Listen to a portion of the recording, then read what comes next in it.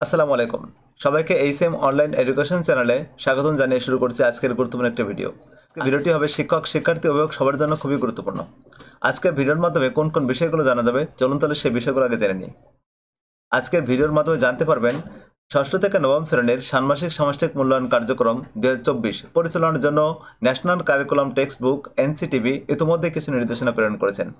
আজকে আমরা সেই নির্দেশনাগুলো নিয়ে কথা বলবো এবং জেনে নেব ষান্মাসিক সামষ্টিক মূল্যায়নে সকল মাধ্যমিক পর্যায়ের শিক্ষা প্রতিষ্ঠানের কী ভূমিকা থাকবে, তাদের কি কি কাজগুলো থাকবে, প্রতিষ্ঠানকে কোন কোন কাজগুলো অবশ্যই করতে হবে, শিক্ষার্থীদের জন্য প্রতিষ্ঠান থেকে কোন কোন উপকরণ সরবরাহ করা হবে এবং শিক্ষার্থীরা বাসা থেকে কি কি উপকরণ সংগ্রহ করে নিয়ে আসবে, এবং আরও জানতে পারবেন বিষয়ভিত্তিক শিক্ষাগণ কী কী প্রস্তুতি গ্রহণ করবেন এবং কিভাবে এই মূল্যায়ন কার্যক্রম সুষ্ঠুভাবে সম্পন্ন করবেন, এবং আরও একটা ইনফরমেশন জানতে পারবেন এই 5 ঘন্টার মূল্যায়ন প্রক্রিয়ায় কখন কোন কাজগুলো করতে হবে। চলুন তাহলে দেরি না করে শুরু করা যাক আজকের ভিডিওর মূল অংশ। তবে আপনাদের কাছে ছোট্ট একটি রিকোয়েস্ট থাকবে, মূল্যায়ন সম্পর্কে সম্পূর্ণ ধারণা পেতে ভিডিওটি না টেনে সম্পূর্ণ ভিডিওটি দেখতে থাকুন। আর আপনি যদি এই চ্যানেলে নতুন হয়ে থাকেন তাহলে চ্যানেলটি অবশ্যই সাবস্ক্রাইব করে বেল বাটনটি অন করে দিবেন, যাতে পরবর্তী ভিডিওগুলো আপলোড করা মাত্র সাথে সাথে আপনি পেয়ে যান।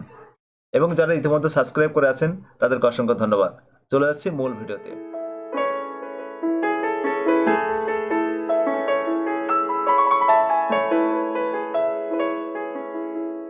2024 শিক্ষাবর্ষে ষান্মাসিক সামষ্টিক মূল্যায়ন কার্যক্রম পরিচালনার জন্য শিক্ষা প্রতিষ্ঠানের জন্য সাধারণ নির্দেশনা।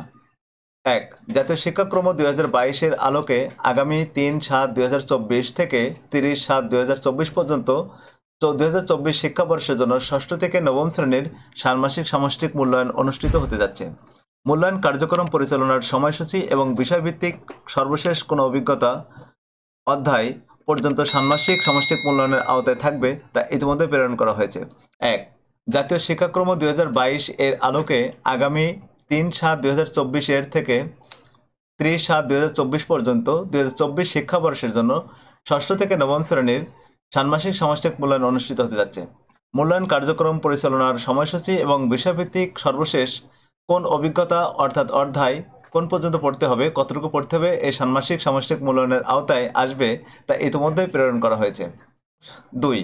ষান্মাসিক সামষ্টিক মূল্যায়ন কার্যক্রম শুরুর পূর্বেই অর্থাৎ আগামী 3/7/2024 তারিখের মধ্যে সম্পাদিত সকল বিষয়ের শিক্ষণ অভিজ্ঞতার পারদর্শিতার নির্দেশকসমূহ নৈপুণ্য অ্যাপে ইনপুট দিতে হবে। 3. মূল্যায়ন কার্যক্রম চলাকালীন অর্থাৎ 3/7/2024 থেকে 30/7/2024 পর্যন্ত নির্দিষ্ট দিবসে মূল্যায়ন কার্যক্রম ব্যতীত ষষ্ঠ থেকে নবম শ্রেণীর কোনো কার্যক্রম পরিচালনা করা যাবে না।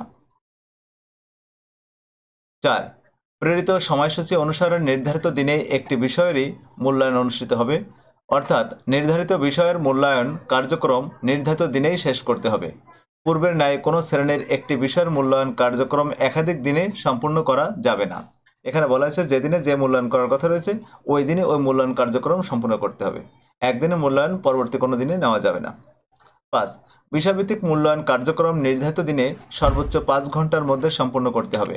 হ্যাঁ, এই মূল্যায়ন প্রক্রিয়াটি হবে 5 ঘন্টার, সর্বোচ্চ 5 ঘন্টার, এবং যদি স্টুডেন্ট কম থাকে কিংবা মূল্যায়নের কাজ যদি কম থাকে সেটা 5 ঘন্টার পূর্বেই শেষ হয়ে যেতে পারে, তাতে কোনো সমস্যা নেই, কিন্তু সর্বোচ্চ 5 ঘন্টার থাকবে, এর ভিতরে শেষ করতে হবে। তবে এর ভিতরে আবার একটা বিরতি দেওয়ার ব্যবস্থা থাকবে। তবে মূল্যায়ন কার্যক্রমের উপর নির্ভর করে একটি মধ্যবর্তী বিরতি দেওয়া যেতে পারে। 6. মূল্যায়ন কার্যক্রমে হাতে কলমে কাজ এবং কার্যক্রম ভিত্তিক লিখিত অংশ উভয় ধরনের কার্যক্রম রয়েছে। হ্যাঁ, মূল্যায়নের যে কার্যক্রম আসবে সেখানে হাতে কলমে কাজ এবং কার্যক্রম ভিত্তিক লিখিত অংশ উভয় ধরনের কার্যক্রম আছে। হাতে কলমে কাজের জন্য প্রয়োজনীয় উপকরণ এবং লিখিত অংশের জন্য প্রয়োজনীয় খাতা শিক্ষা প্রতিষ্ঠান কর্তৃক সরবরাহ করতে হবে। লিখিত অংশ যেন একটা খাতা সেটা বিদ্যালয় থেকে সরবরাহ করবে, এবং প্রয়োজনীয় উপকরণ যেখানে হাতে কলমে কোনো কাজ করার থাকবে সেই উপকরণগুলো কিন্তু অবশ্যই প্রতিষ্ঠান থেকে সরবরাহ করে থাকবে। 7. বিষয়ভিত্তিক মূল্যায়নে উপকরণের বৈচিত্র্য রয়েছে যা বিস্তারিত মূল্যায়ন নির্দেশিকায় উল্লেখ করা থাকবে।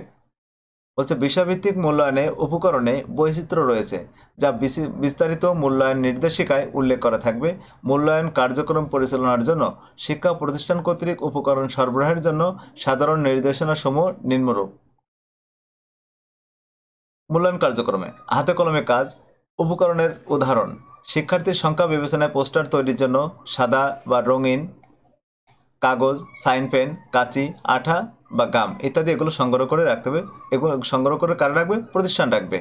লিখিত অংশের জন্য দেখেন লিখিত অংশের জন্য 16 পাতার একটি খাতা, প্রয়োজনীয় অতিরিক্ত পাতা সরবরাহ করতে হবে। মানে লেখার জন্য যতগুলো পেজ লাগবে এটা প্রতিষ্ঠান থেকে সরবরাহ করতে হবে।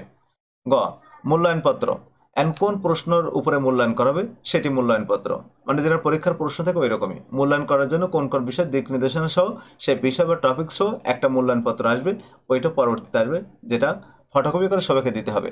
সরবরাহকৃত মূল্যায়নপত্র থেকে শিক্ষার্থীর নির্দেশনা ও মূল্যায়ন বা প্রশ্নপত্র অংশটি ফটোকপি করে সকল শিক্ষার্থীদেরকে সরবরাহ করতে হবে। 8 উপকরণ সরবরাহের ক্ষেত্রে মনে রাখতে হবে কোনো উপকরণই যেন ব্যয়বহুল না হয়ে যায়। রিসাইকেল, রিইউজ বা আপসাইকেল উপকরণ ব্যবহার করতে হবে। 9 অভিভাবক বা শিক্ষার্থীকে উপকরণ সরবরাহের জন্য কোনো প্রকার নির্দেশনা প্রদান করা যাবে না। মানে বলছে অভিভাবক বা শিক্ষার্থীকে বাসা থেকে নিয়ে আসার জন্য কোনো ধরনের উপকরণের জন্য চাপ বা প্রেশার দেওয়া যাবে না, সেটা স্পষ্ট করে বলা হয়েছে এখানে। 10 মূল্যায়ন কার্যক্রম পরিচালনার জন্য শিক্ষার্থীদের অভিভাবকের নিকট থেকে সীমিত পরিমাণে মূল্যায়ন কার্যক্রম পরিচালনার ফি নেওয়া যেতে পারে। 11 মূল্যায়ন কার্যক্রম পরিচালনার জন্য মূল্যায়ন নির্দেশনা মূল্যায়ন কার্যক্রম শুরুর পূর্বের দিন নৈপুণ্য অ্যাপের প্রতিষ্ঠান ড্যাশবোর্ড master.নৈপুণ্য.gov.bd এবং সংশ্লিষ্ট অধিদপ্তরের ওয়েবসাইটে পাওয়া যাবে। মানে যে বিষয় যেদিন মূল্যায়ন হবে ওই বিষয়ের মানে ওই দিনের পূর্বের দিনে সেই বিষয় সম্পর্কে একটা নির্দেশনা পাওয়া যাবে। 12 মূল্যায়ন নির্দেশনায় শিক্ষকের জন্য করণীয়, শিক্ষার্থীদের জন্য করণীয়, মূল্যায়নপত্র, শিক্ষকের জন্য পর্যবেক্ষণ চেকলিস্ট এবং মূল্যায়ন কার্যক্রম পরিচালনার জন্য বিষয়ভিত্তিক উপকরণের বিবরণ থাকবে। মূল্যায়ন নির্দেশনায় কি কি থাকবে এটা খুবই গুরুত্বপূর্ণ একটা পার্ট কিন্তু। দেখেন মূল্যায়ন নির্দেশনায় শিক্ষকের জন্য করণীয়, শিক্ষক কি করবেন, শিক্ষার্থীদের জন্য করণীয়, শিক্ষার্থীকে কি করতে হবে এবং মূল্যায়নপত্র কোন কোন পত্র দিয়ে মূল্যায়ন করতে হবে, শিক্ষকের জন্য যে পর্যবেক্ষণ চেকলিস্ট এবং মূল্যায়ন কার্যক্রম পরিচালনার জন্য বিষয়ভিত্তিক উপকরণের বিবরণ থাকবে। 13 ষান্মাসিক সামষ্টিক মূল্যায়ন কার্যক্রম পরিচালনার শেষে শিক্ষার্থীর অর্জিত পারদর্শিতা রেকর্ডের ভিত্তিতে নৈপুণ্য অ্যাপে পারদর্শিতার নির্দেশক পিআই নির্দিষ্ট সময়ের মধ্যে ইনপুট দিতে হবে। এই 13টি ছিল নির্দেশনাপত্র। এটি শিক্ষক, শিক্ষার্থী, অভিভাবক সবার জন্য খুবই গুরুত্বপূর্ণ। সবার এই বিষয়গুলো জানা প্রয়োজন রয়েছে। এবং আজকে ভিডিওটি যদি আপনাদের অবশ্যই ভালো লেগে থাকে তাহলে অবশ্যই চ্যানেলটি সাবস্ক্রাইব করে পাশে থাকবেন এবং বেল বাটন অন করে দেবেন। ধন্যবাদ সবাইকে, ভালো থাকবেন সবাই।